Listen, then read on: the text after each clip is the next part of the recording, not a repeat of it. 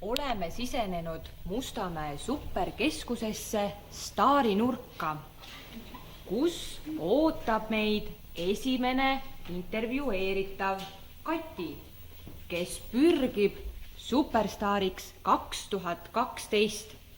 Õigemini täpsustaksin, et tegemist on Karu-Katiga. Tere, Karu-Kati! Tere! Miks otsustasid sina sel aastal pürgida superstaariks? Sellepärast, et ma olen ju nii andekas. Mina olen kindlasti järgmine Eesti superstaar!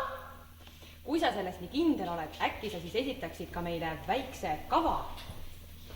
Jaa, miks mitte? Ma olen väike karu ja nimeks on mul Kati, peika on mul Mati, juhuu! Aga aplaus Katile, kellel tuli nii super hästi see välja.